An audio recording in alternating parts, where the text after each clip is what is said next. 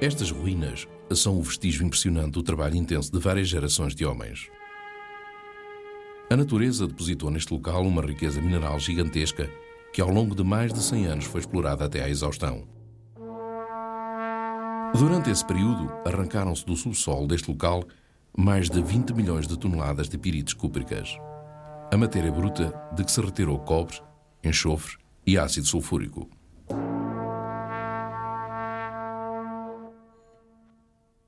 Depois de extraído, o minério era triturado, transformado e levado por comboios ao longo de 17 km até um porto fluvial, onde navios o esperavam e conduziam rio abaixo até ao oceano.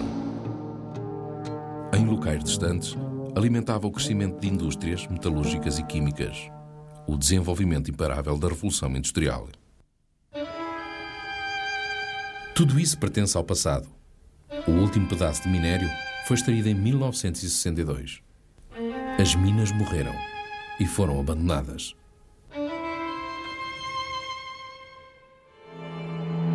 Da história destas minas restam hoje estas ruínas, testemunhos escritos e imagens e a memória de alguns poucos homens e mulheres que envelhecem. Este filme é uma evocação dessa história a partir desses fragmentos. A biografia de uma mina.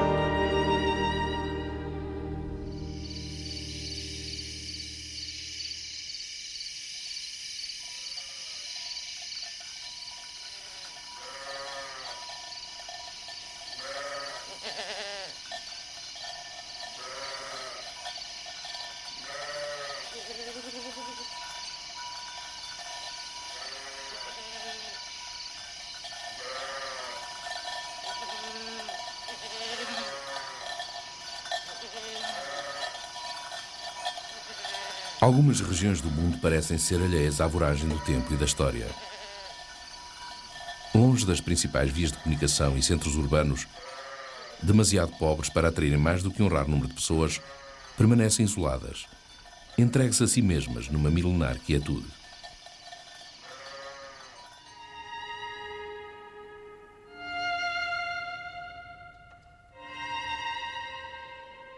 Estamos no interior sul de Portugal, numa zona remota do Alentejo, na Serra de São Domingos. No verão de 1854, um homem explorava sistematicamente esta região. Chamava-se Nicolau Biava. Era um piemontês, capataz nas minas espanholas de Tarsis. Os seus passos eram guiados por uma revista geológica de Madrid que indicara os locais onde mais de 20 séculos antes se havia explorado cobre. Algures entre estes pequenos montes, encontrou o que procurava: os vestígios de uma antiga mina romana. Começava a história moderna das minas de São Domingos. Nicolau Biava fora enviado nessa missão por um grupo de negociantes e engenheiros de minas franceses. 3 anos depois da descoberta do filão, formam em Huelva uma sociedade anónima, através da qual obtêm do Estado português a concessão definitiva dos direitos de exploração. No mesmo ano alugam esses direitos a uma empresa britânica, a Mason & Berry. Francis Berry é um londrino, membro da Câmara dos Lordes do Círculo de Convivência da Família Real Britânica. Apenas por uma vez visitará as minas que o tornarão imensamente rico. À frente da exploração está o outro sócio, James Mason, um jovem engenheiro de minas de Oxford. Será ele o mais importante homem da história da exploração mineira, que durante mais de 30 anos dirigiu técnica e comercialmente. É ao seu brilhantismo como engenheiro e empresário que se deve o enorme sucesso da mina de São Domingos. Como reconhecimento pela sua ação, a coroa portuguesa em 1866 torna-o barão, 3 anos depois visconde e já no final do século, conde de São Domingos. Em 1856, Mason instala-se na região, trazendo consigo alguns homens com experiência no trabalho de minas. A primeira tarefa foi a de desentulhar e desobstruir os poços e galerias da época romana, onde ainda se encontravam algumas das antigas estruturas de esgoto. Ao mesmo tempo, começam-se a construir os primeiros edifícios, a abrir um caminho e uma via férrea até ao rio, onde se iniciam as obras de construção do porto. De Inglaterra vem tudo o que é necessário à construção de um centro industrial. Em 1862, inaugura-se o funcionamento do caminho de ferro e as exportações atingem pela primeira vez valores significativos. Nesse ano, a mina produz quase 50 mil toneladas de píritos e aportam ao Pomarão mais de 500 navios. Em meados da década de 60, a mina está estabelecida. Numa zona até então quase deserta, nasceu um centro industrial pujante, em tudo diferente do mundo rural envolvente.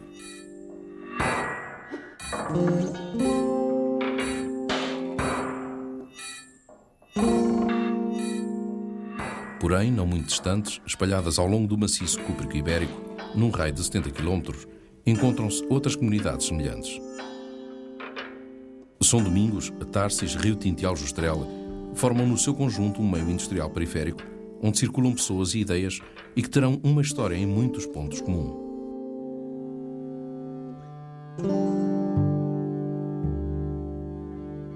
Nos finais dos anos 60, começam-se a sentir os primeiros sinais de uma crise do desenvolvimento do mundo industrial.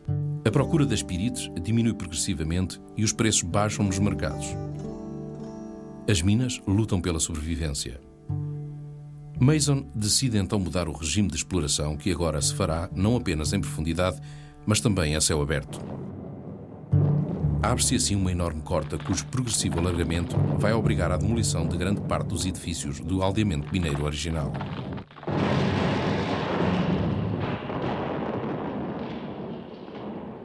Paralelamente, cria-se uma forma de tratamento de minério que permite aproveitar as suas partes mais pobres, o que obriga à construção de uma barragem e de uma complexa infraestrutura de diques e tanques para evaporação das águas ácidas. Mason consegue assim aumentar sucessivamente a produção e baixar os preços de venda, garantindo a sobrevivência e mesmo o crescimento da mina num período em que quase todas as minas concorrentes da Europa acabam por desaparecer. Quando o comércio mundial reanima, São Domingos encontra-se numa posição privilegiada. A competição comercial entre a Mason & Berry e as empresas que exploram as minas de Rio Tinto e Társis é então feroz. Mas em 1878, depois de longas e difíceis negociações, chegam a um acordo na fixação dos preços e garantem o domínio monopolístico dos mercados europeus de cobre por um período de 20 anos.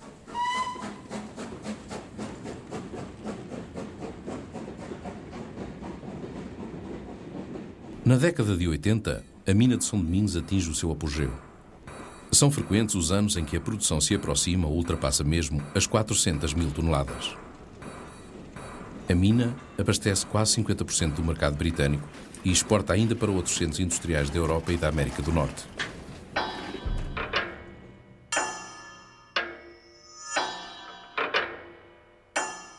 Mas o declínio lento e inevitável avizinha-se. Os anos 90 são marcados por uma nova crise comercial. Os preços voltam a baixar, e desta vez também a produção e os fabulosos lucros realizados pela La Sabina e pela Mason & Berry. A primeira década do século XX traz uma breve recuperação, mas esse será um século de crises e convulsões.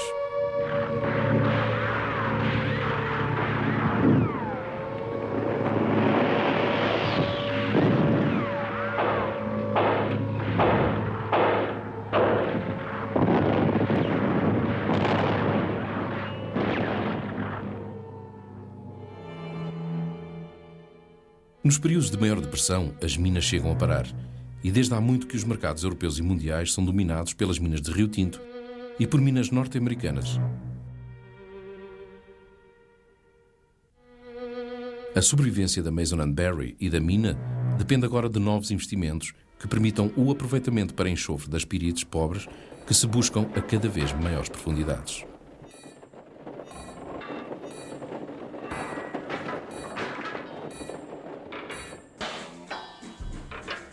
Os anos 30 e 40 trazem as únicas grandes transformações tecnológicas introduzidas desde a já muito longínqua época de Mason. Sob a direção de Frederick Rich, o então homem forte da mina, constroem-se os 2 altos fornos para a produção de enxofre e mecanizam-se os trabalhos de extração, que desde há muito se faz apenas em profundidade e de encontro a minério cada vez mais pobre.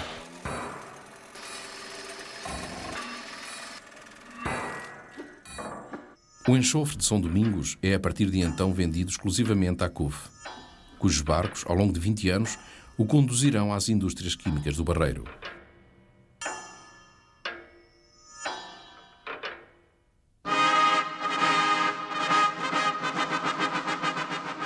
Em 1960, a mina comemora o seu centenário em grande pompa.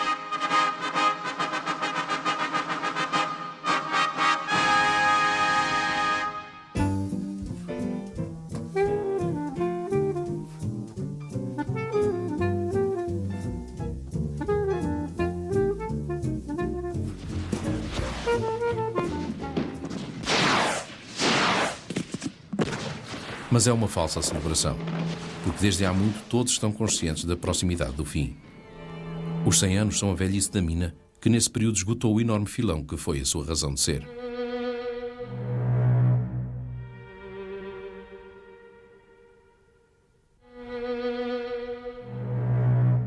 Estes festejos são a celebração de um século, ao longo do qual nasceu, cresceu e viveu uma comunidade que em breve morrerá.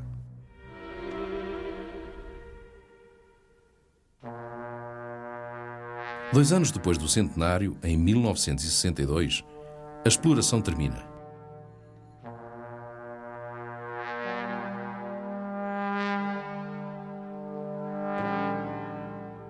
Em 1965, a Mason & Berry declara falência. E começa a grande destruição.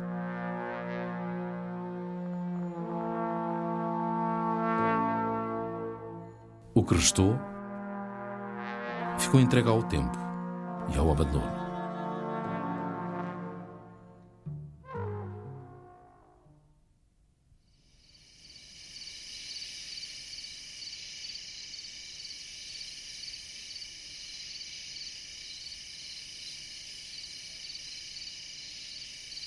Em meados do século XIX, as zonas rurais do interior alentejano viviam na mais extrema pobreza e isolamento.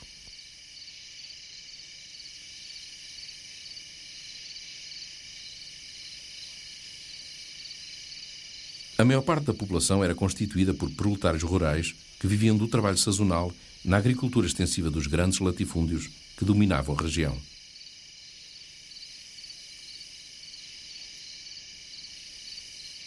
Nos maus anos agrícolas, o destino de muitos homens era frequentemente a vagabundagem pelos campos em busca de trabalho ou simplesmente de comida.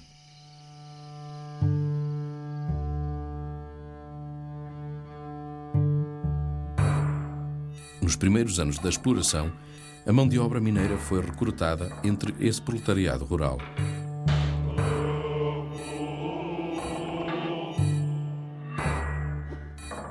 Mensalmente, em leilões públicos, a empresa estabelecia contratos à tarefa. Havia frequentes vezes muitos homens desocupados, endinheirados e que frequentavam assiduamente as muitas vendas de vinho e as prostitutas que se haviam instalado à volta da concessão. Por vezes instalavam conflitos e rixas graves entre estes grupos de homens desenraizados, ligados por relações de trabalho concorrenciais e precárias, sujeitos a acidentes por vezes graves que faziam emergir sentimentos e ações de revolta. As minas ganharam a fama de serem um meio violento e o local de refúgio de marginais e bandidos a quem convinha o seu isolamento em relação às autoridades e a proximidade da fronteira.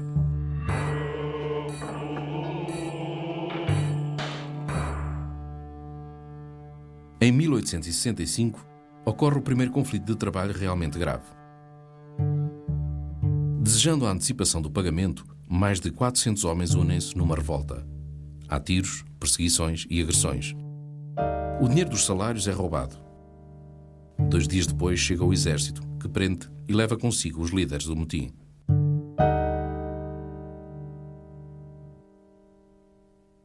Nos primeiros anos da história da mina, Esta situação social é o maior problema de gestão que se levanta à Mason, que necessita de disponibilidade permanente de mão de obra e da disciplina indispensável ao trabalho industrial. A Mason & Barry põe assim em prática uma política paternalista. O principal objetivo é a criação de uma comunidade permanente em volta da estrutura industrial e dela dependente. Em longas filas regulares constroem-se pequenas divisões que são entregues a baixo custo àqueles que trazem as suas famílias para as minas. Constrói-se um hospital, um mercado, uma igreja, uma escola, um teatro, tudo o que é necessário à fixação de uma população. Como resultado dessa ação paternalista, os homens trazem as suas famílias para São Domingos ou casam-se e instalam-se definitivamente na mina. Vêm das regiões vizinhas do Alentejo, do Algarve, das Beiras e de Espanha.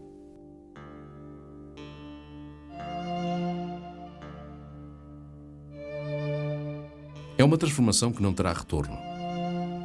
Cortados os laços com o mundo rural, dependentes do trabalho industrial, o filho e o neto do mineiro serão mineiros.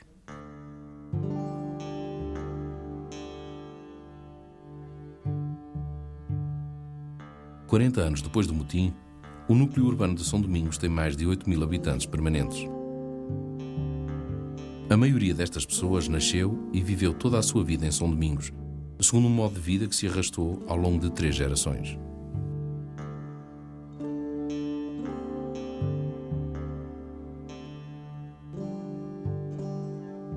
A maior parte dos homens trabalha na extração e na trituração de espíritos, trabalhos violentos e que não exigem outra qualificação que a força e resistência física.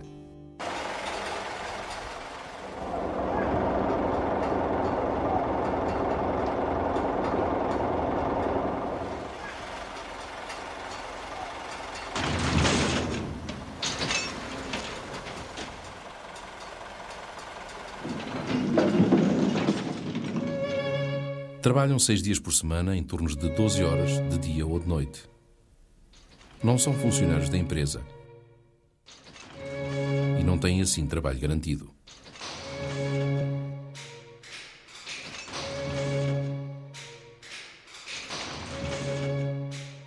Quando há trabalho, recebem uma jorna semanal que desaparece se adoecem ou se caem em desgraça perante um capataz ou se a empresa baixa a produção e contrata menos homens.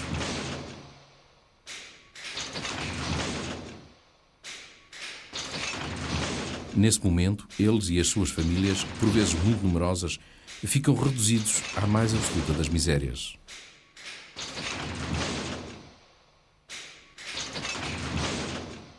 Vive-se assim permanentemente sob um sentimento latente de precariedade, de dependência e de injustiça num ambiente todo ele organizado e determinado pelo trabalho e pela sua rígida disciplina.